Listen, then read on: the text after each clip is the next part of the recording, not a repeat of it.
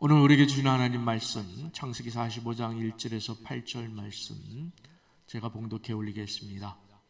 요셉이 시종하는 자들 앞에서 그 정을 억제하지 못하여 소리질러 모든 사람을 자기에게서 물러가라 하고 그 형제들에게 자기를 알리니 그때에 그와 함께한 다른 사람이 없었더라.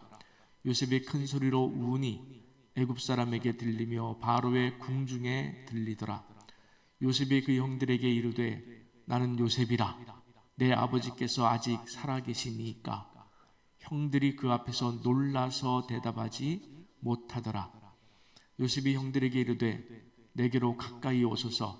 그들이 가까이 가니 이르되 나는 당신들의 아우 요셉이니 당신들이 애굽에 판 자라. 당신들이 나를 이곳에 팔았다고 해서 근심하지 마소서. 한탄하지 마소서. 하나님이 생명을 구원하시려고 나를 당신들보다 먼저 보내셨나이다. 이 땅에 2년 동안 흉년이 들었으나 아직 5년은 밭갈이도 못하고 추수도 못할지라. 하나님이 큰 구원으로 당신들의 생명을 보존하고 당신들의 후손을 세상에 두시려고 나를 당신들보다 먼저 보내셨나니 그런즉 나를 이리로 보낸 이는 당신들이 아니요 하나님이시라. 하나님이 나를 바로에게 아버지로 삼으시고 그 온 집의 주로 삼으시며 애굽 온 땅의 통치자로 삼으셨나이다. 아멘. 오늘 우리에게 주신 하나님 말씀에 함께 아멘으로 화답하겠습니다. 아멘. 본문에 앞서서 성경의 세 가지 예시를 통해서 오늘 본문의 의도를 파악하려고 합니다. 첫 번째로 예수님에 대한 말씀을 좀 드리고 싶습니다. 예수님의 성육신은 우리 인간과 똑같으십니다.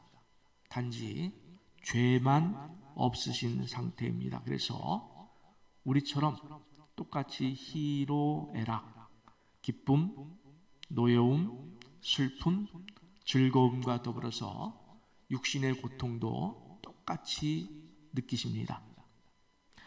예수님도 십자가를 앞두고 모든 인간이 느낄 수밖에 없는 두려움에 직면하신 장면이 잠시 나옵니다. 내 아버지여, 만일 할만하시거든 이 잔을 내게서 지나가게 하옵소서 라면서 십자가를 피하고 싶은 인간의 고뇌를 그대로 고백하시는 장면이 있습니다. 그렇지만 바로 이어서 내 아버지여, 만일 내가 마시지 않고는 이 잔이 내게서 지나갈 수 없거든 아버지의 원대로, 아버지의 주권대로 되기를 원하나이다 라면서 하나님의 주권 앞에 순종하는 모습을 우리에게 보여주셨습니다. 예수님은 자기 고통을, 십자가 고통을 하나님의 주권 앞에서 감당하셨습니다. 해석하셨습니다. 그러기에 그 고통이 아버지에 대한 원망과 불평으로 바뀌지 않았다는 말씀을 오늘 드리고 싶은 것입니다. 이 말씀이 오늘 설교의 핵심인 것을 기억하시면 좋겠습니다. 이처럼 하나님의 주권을 인정하면, 하나님의 나에 대한 주권을 인정하면 그동안 자기 인생 속에서 일어난 모든 일에 대한 원망과 불평 또는 분노 이런 것 대신에 감사를 고백할 수 있습니다. 그래서 바울은 데살로니가전서 5장 18절에서 우리에게 범사에 감사하라 라는 말씀을 하시는 거예요. 이것이 그리스도 예수 안에서 너희를 향하신 하나님의 뜻이니라. 여러분, 우리 인생이 어떻게 범사에 감사할 수 있습니까? 없어요. 우리 인생 가운데 모든 일에 감사할 수 있다? 없습니다. 그런데 하나님의 주권을 인정하게 되면 이것이 가능합니다. 오늘 말씀을 가만히 들어보면 이것이 가능함을 알게 됩니다. 항상 기뻐하라. 범사에 감사하라. 쉬지 말고 기도하라. 이 말씀이 이해가 됩니다. 말씀 중에 이 말씀까지 도달할 수 있는 여러분 되시기를 간절히 바랍니다. 두 번째 예시는 바울의 소명의식입니다. 함께 갈라디아서 1장 1절 함께 읽습니다. 참 귀한 말씀이에요. 함께 있습니다. 사람들에게서 난 것도 아니요 사람으로 말미암은 것도 아니요 오직 예수 그리스도와 그를 죽은 자 가운데서 살리신 하나님 아버지로 말미암아 사도된 바울은 갈라디아서를 쓰면서 이렇게 고백했습니다. 자신의 사도로 부름을 받아서 복음 전하는 자로서 살 때에 그 삶에서 겪는 모든 일들, 고통을 포함해서 고난을 포함해서 그 모든 일들을 하나님의 주권이라는 프레임 안에서 해석을 한 거예요. 하나님의 주권이라는 프레임 안에서 내가 하나님의 나를 부르셨다고 하는 그 프레임 안에서 자신을 해석해냈습니다. 여러분, 우리가 잘 알듯이 바울이 사도의 길을 가면서 얼마나 큰 고통을 여러 가지를 겪었는지 바울의 이야기를 보면서 한번 만나보시기 바랍니다. 좀 길지만 우리 한번 같이 제가 봉독해 올리겠습니다. 고린도후서 1장 23절이에요. 28절까지인데 그들이 그리스도의 일꾼이냐 정신없는 말을 하거니와 나는 더욱 그러하도다. 내가 수고를 넘치도록 하고 옥에 갇히기도 더 많이 하고 매도 수없이 맞고 여러 번 죽을 뻔하였으니 유대인들에게는 40에서 하나 감한 매를 5번 맞았으며 3번 태장으로 맞고 1번 돌로 맞고 3번 파선하고 일주야를 깊은 바다에서 지냈으며 여러 번 여행하면서 강의 위험과 강도의 위험과 동족의 위험과 이방인의 위험과 시내의 위험과 광야의 위험과 바다의 위험과 거짓 형제 중의 위험을 당하고 또 수고하며 애쓰며 여러 번 자지 못하고 줄이며 목마르고 여러 번 굶고 춥고 헐벗었느니라. 이 외의 일은 고사하고 아직도 날마다 내 속에 눌리는 일이 있으니 곧 모든 교회를 위하여 염려하는 것이라. 아멘. 바울이 당한 고난 가운데 이 말씀은 조금 이따 하고요. 사도행전 14장에 가면은 바울이 돌에 맞습니다. 그런데 돌을 던진 사람들조차 볼 때, 야, 이놈은 죽었다. 돌을 던진 사람들이 볼 때, 아, 이놈은 죽었다. 바울은 죽었다. 그렇게 판단하고 시외에다가 성 밖에다가 갖다 버렸을 정도로 바울은 돌에 맞았어요. 그만큼 고난을 받았습니다. 그래서 바울이 이 장면이 있습니다. 하나님 앞에 고백하는 장면인데 고린도전서 4장 9절 말씀 우리 한번 같이 읽겠습니다. 내가 생각하건대 하나님이 사도인 우리를 죽이기로 작정한 자 같이 끄트머리에 두셨음에 우리는 세계고 천사와 사람에게 구경거리가 되었노라. 얼마나 처참하고 얼마나 죽을 만큼 맞았으면은 이 정도 고백을 하겠습니까?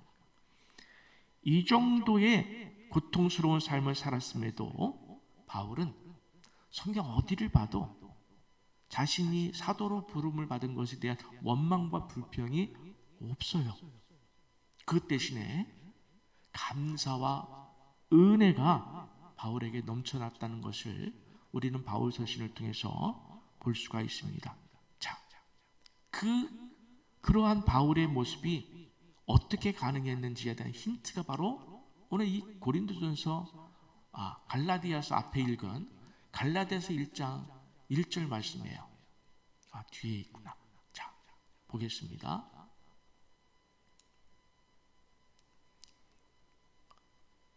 제가 이 순서를 잘못 암기를 했네요. 자, 갈라디아서 1장 1절 말씀 보면은 바울은 자신의 삶의 모든 것을 이 말씀 안에서 해석을 한 거예요.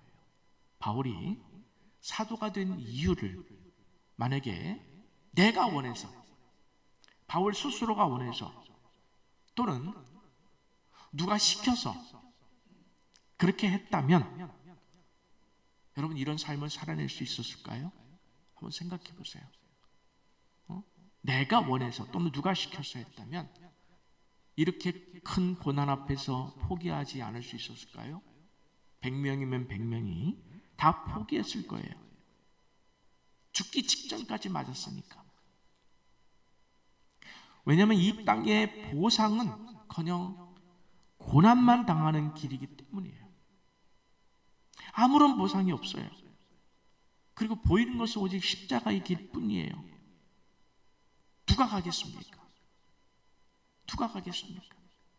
그럼에도 바울은 이런 고난 앞에서 이렇게 고백을 합니다.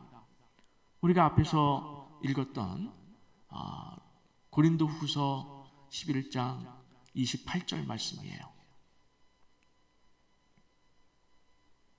자, 한번 보겠습니다.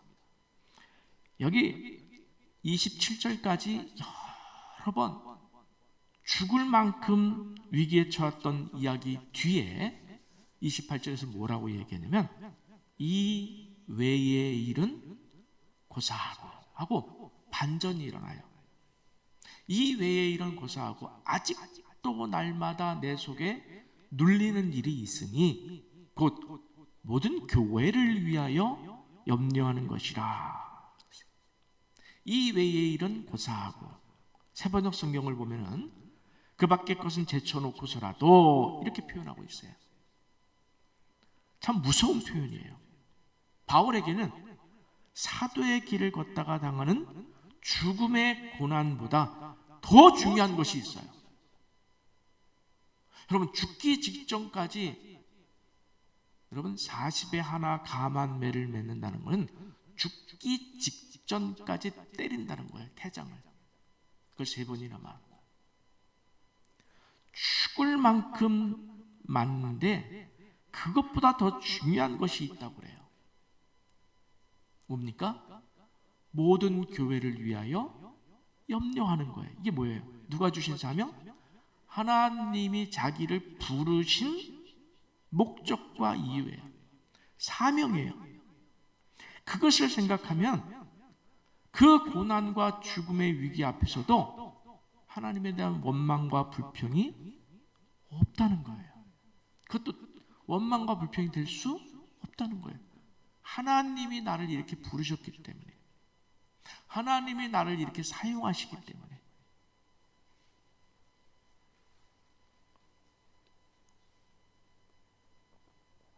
하나님 주권에 대한 3번째 예시는 우리가 잘 아는 다니엘의 세 친구 사드락과 메삭과 아벳느고의 이야기예요. 느부갓네살 신상에 절하지 않으면 풀무불, 요즘 용광로로 생각하시면 돼요. 용광로에 집어넣겠다는 위협을 했어요. 우리가 성경을 글로 읽으니까 우리가 직접 이 상황에 좀 이렇게 느끼지 못하는 것 같은데, 여러분 한번 생각해 보세요. 너희가 예수를 주로 부인하지 않으면, 고백한다면 용광로 앞에 있는 용광로에 집어넣겠다.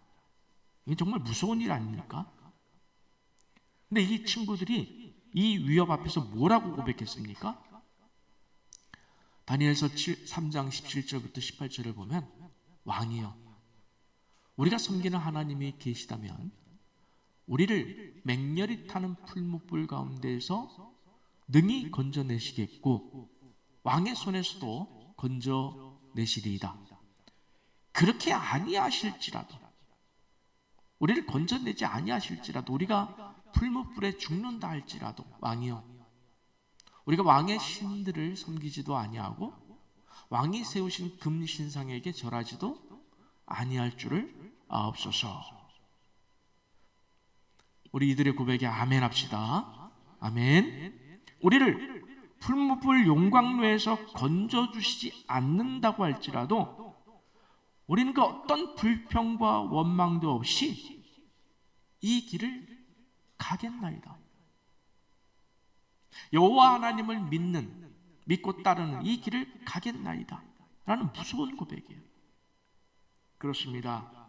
우리 인간은 오늘 현재 그 어떤 고난과 고통과 슬픔과 아픔의 한가운데를 살고 있습니다.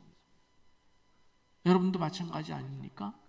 오늘 여러분에게 각자의 모양과 모습은 이름은 다르지만 고난과 고통과 슬픔과 아픔의 한가운데를 지나고 있을 수 있습니다. 근데 우리는 내일을 알 수 없기에 내일을 알 수 없어요.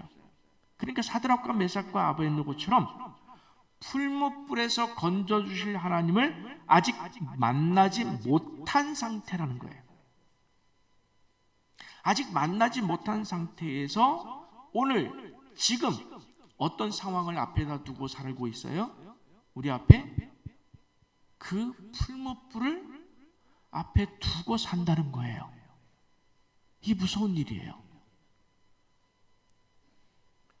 그래서 우리는 현재의 고난과 고통과 슬픔과 아픔에 대해서 하나님께 호소합니다. 살려달라고, 도와달라고.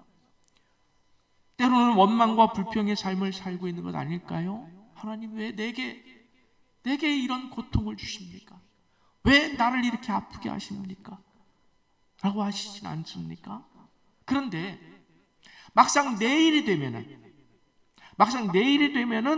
풀무불에서 건져주시는 하나님을 만나서 감사드릴 텐데, 감격할 텐데. 여러분 생각해 보세요. 풀무불에 들어갔는데 털끝 하나 타지 않고 나왔어요. 얼마나 감사하고 감격하겠습니까? 내일이 되면 이 상황을 맞닥뜨릴 수 있는데 얼마나 감사하겠습니까? 그런데 이 시간을 맞닥뜨리기 전까지는 우리는 어디에 사로잡힐 수 있습니까? 원망과 불평에 사로잡힐 수 있다는 거예요. 이 문제를 오늘 해결하려고 그러는 거예요. 자, 이제 본문으로 들어와서 요셉의 삶을 살펴보겠습니다. 요셉은 아버지 야곱의 특별한 사랑을 받았습니다. 결국 질투하는 형들에 의해서 요셉은 애굽의 종으로 팔려갔습니다. 말이 애굽의 종으로 팔려간 거지. 여러분 한번 생각해 보세요. 형들에게 팔린 거예요. 종으로. 그 배신감이 얼마나 컸을까요? 얼마나 괴로웠을까요? 시편 105편 18절은 그의 발은 착고를 차고 그의 몸은 쇠사슬에 매였으니 라고 했어요. 끌려가는 모습이에요. 그 육체의 고통이 얼마나 원망스러웠을까요? 아버지의 사랑을 독차지하며 형들과 달리 채색 옷만 입고 자란 아이가 하루아침에 먼 이국 땅에서 종살이라니요. 당시 17살이었어요. 그 17살 아이가 종살이를 하는 거예요.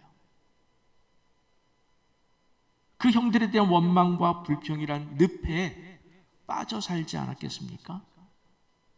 거기에 더해서 이번에는 여주인의 농간에 여주인을 겁탈하려 했던 종놈이라는 아주 지저분한 그런 죄명으로 억울하게 감옥에 갇히기도 했습니다. 감옥 생활이 자그마치 2년이에요. 2년 이상이었어요. 그러니 얼마나 생각이 많았겠습니까? 그때 형들이 나를 팔지만 않았어도 그 형들이 얼마나 원망스러웠을까요? 얼마나 분노의 밤을 지냈을까요? 원망과 불평을 넘어서 극도의 복수심까지 끌어오르지 않았을까요? 내가 이 형들을, 아니 이 놈들을 다시 만나기만 하면 내가 가만두지 않으리라. 정말 죽이고 싶을 정도의 원망과 분노에 사로잡혀서 살지 않았을까요? 그런데 요셉은 하루아침에 애굽의 총리가 됩니다. 기대할 수 없었던 이야기예요. 바라지도 못했던 이야기예요. 그런데 하나님께서 그를 애굽의 총리로 세우신 겁니다. 함께 감옥에 갇혀있던 바로의 술 맡았던 관원장의 꿈을 해석해 준 것이 계기가 되어서 애굽의 바로 왕의 꿈을 해석해 줍니다. 바로 왕의 꿈을 꾸었습니다. 7마리의 살찐 소를 그 다음에 7마리의 파리하고 흉한 소가 올라와서 잡아먹습니다. 두 번째 꿈입니다. 무성하고 충실한 7 이삭을 마른 7 이삭이 삼켜버린 꿈이었습니다. 그 꿈은 여러분이 잘 알다시피 7년 동안 풍년이 있고 난 후에 7년 동안 흉년이 있을 것이라는, 누가 주신 꿈일까요? 하나님께서 바로 왕에게 주신 꿈이었습니다. 요셉이 하나님의 지혜로 그 꿈을 해석해 주었습니다. 바로는 요셉을 총리로 임명해서 7년 풍년 후에 있을 7년 흉년을 대비해 달라고 요청합니다.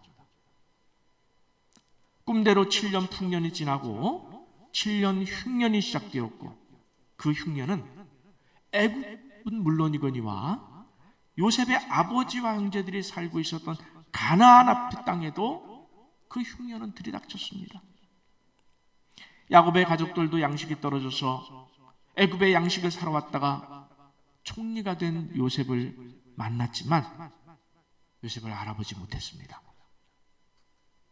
형들을 알아본 요셉은 확인하고 싶은 것이 있었어요. 요셉은 형들을 알아봤습니다. 단박에. 그러나 아직 확인하고 싶은 것이 있는데, 아직도 형들이 나를, 그 죽이려고 했던 마음을 품고 있는가? 아직도 나에게 그런 악한 감정이, 나쁜 마음이 남아있는가?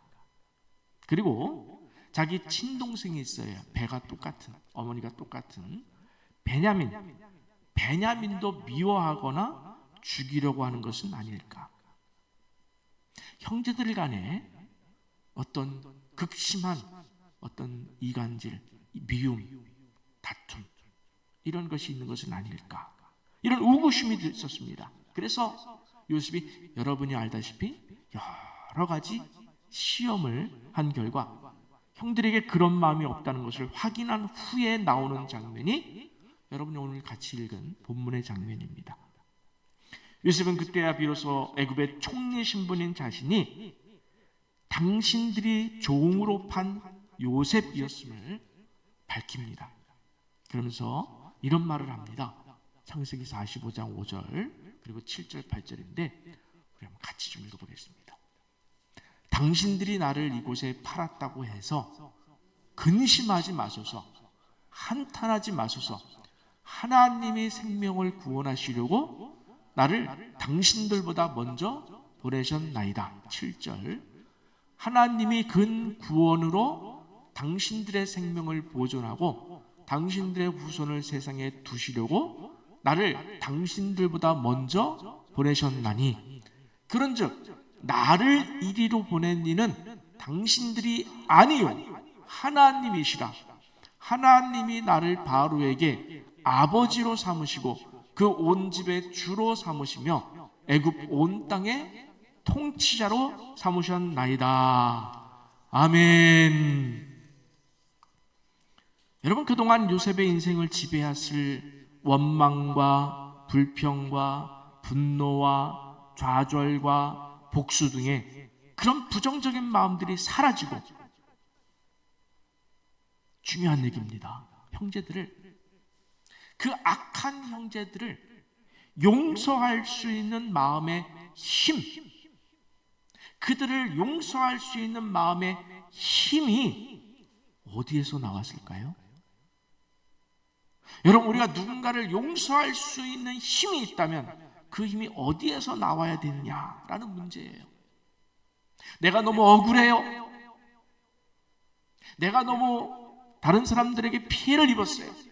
그래서 때로 원망하고 불평하고 분노해요. 그런데 그들을 용서하라고 해요.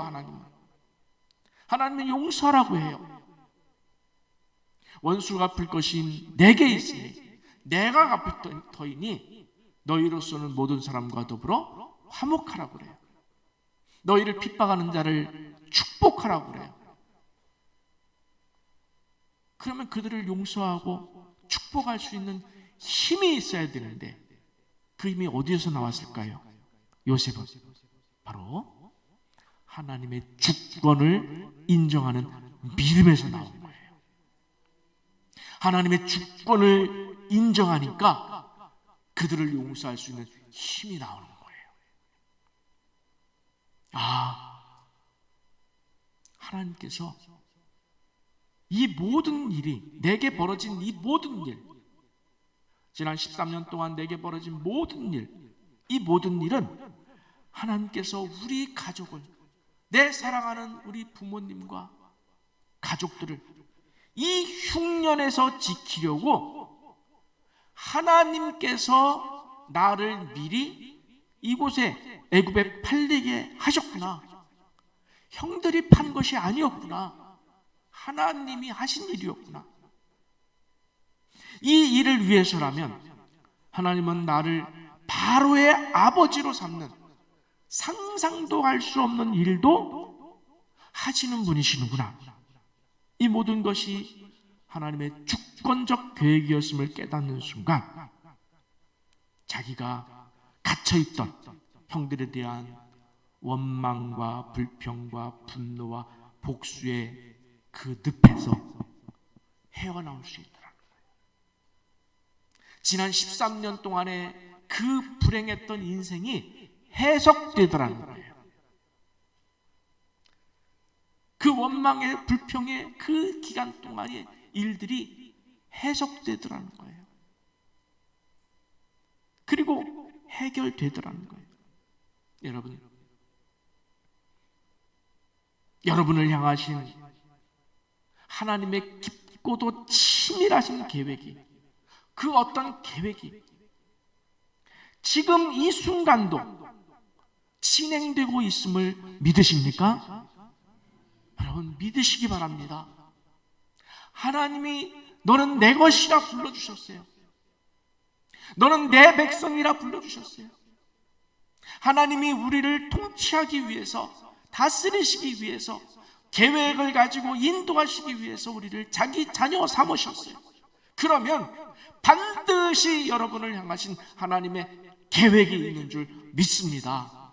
그 계획이 지금도 진행 중인 줄 믿습니다. 아직은 그 계획이 어떤 계획인지는 모르지만 요셉이 종살이를 하면서도 몰랐습니다. 감옥에 갇혀 있으면서도 몰랐습니다.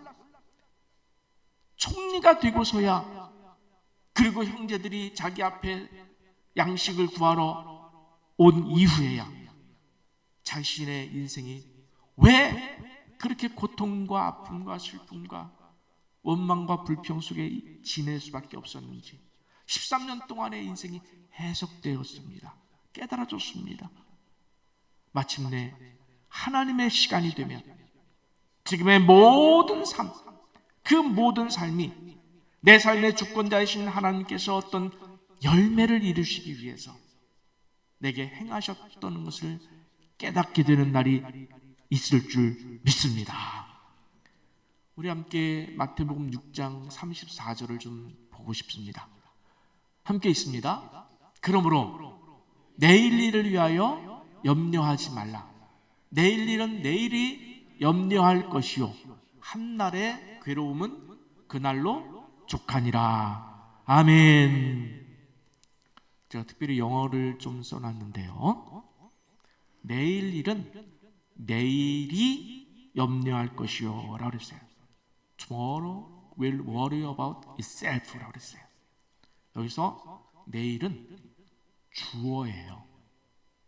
주격으로 사용됐죠. Tomorrow will worry about itself. 주어로 사용했어요. 여러분, 우리의 내일에 누구의 권한에 있습니까? 여러분의 내일은 누구 것이죠? 여러분 것입니까? 여러분 내일 살아있을 자신 있으세요? 아무도 없어요. 우리가 내일 살아있을 것은 누가 쥐고 있습니까? 하나님이에요.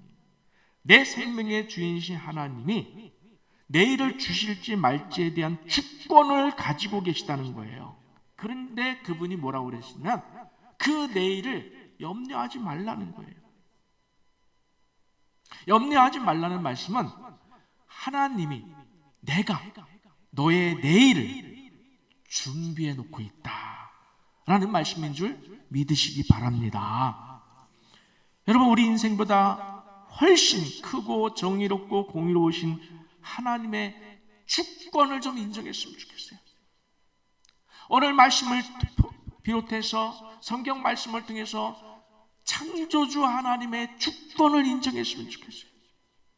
이 우주 만물을 통치하시는 하나님의 주권, 여러분, 그 주권이 있기에, 그 통치가 있기에 이 우주 만물에도 질서가 있어서 서로 충돌하지 않고 멸하지 않고, 그리고 이 지구상에 있는 모든 이 생명체에 대한 하나님의 주권이 있기에 합력하여 선을 이루시는 그 하나님이 계시기에 약육강시에 의해서 지배당하지 아니하고 악한 자에 의해서 영원토록 지배당하지 아니하고 여전히 선이 이기고 여전히 하나님이 통치하시고 그 하는 주권, 그 주권을 오늘 여러분의 삶도 그 주권 아래에 있음을 인정하시기 바랍니다. 그 앞에 좀 엎드리셨으면 좋겠어요. 깨닫고 그 하나님의 어마어마한 주권, 옛날에 왕이 지나가면 그냥 그 자리에서 엎드리는 백성들처럼 그 주권 앞에 엎드리시길 바랍니다. 하나님께서 여러분 인생의 희로애락을 주관하시고 계시니 여러분 힘들고 어려울 때에, 아플 때, 고난스러울 때 여러분 원망과 불평 대신에 쉬지 말고 기도하라 하신 하나님께 찾아가세요. 물으세요. 하나님, 제가 왜 이 고난의 시간을 지나야 합니까? 이 아픔의 시기를 지나야 합니까? 여러분 물으세요. 하나님, 하나님의 시간까지 견딜 수 있는 힘을 주세요. 기도하세요. 억울함과 고통 앞에서 분노하기보다는 하나님의 기쁘신 뜻이 지금 진행 중임을 믿고 견디고 기다리시길 바랍니다. 그러면 마침내 하나님께서 내 인생을 통해서 우리에게로서는 상상도 할 수 없는 크고 엄청난 그림을 그리고 계심을 깨닫게 될 때가 있어요. 하나님께서 여러분의 인생을 두고 여러분이 상상도 할 수 없는 엄청난 그림을 그리고 계심을 깨닫는 순간이 와요. 그때서야 비로소 우리는 하나님의 주권이 내게 임재하고 있다는 것을 깨닫습니다. 문제는 그 전까지, 그 그림이 보이기 전까지 우리는 하나님 앞에 억울하다고 원망하고 불평한다면 그 시간이 너무 아깝지 않느냐, 그걸 말씀드리는 거예요. 그 고통과 아픔의 시간도 내 인생에서 필요했던, 내 인생을 이끌어 가시는 하나님께서 내게 원하셨던, 필요했던 밑거름이란 사실을 깨닫고 감사할 날이 반드시 올 줄 믿고, 오늘 여러분의 나름대로의 아픔과 고통의 시간들, 그 시간들을 잘 견뎌내시기를 간절히 바랍니다. 진정으로 오늘의 내 어려운 상황 앞에서 원망과 불평과 분노 대신에 말씀과 기도로 하나님의 그 기쁘신 뜻을 물으면서 그분이 내 인생의 주권자이심을 고백하며 항상 기뻐하라. 어떤 상황에서도 기뻐하고 쉬지 말고 기도하라. 주님과 항상 함께하고, 그래서 범사에 감사하라라고 하는 이 깊은 은혜가 여러분에게 임하시길 간절히 축원합니다.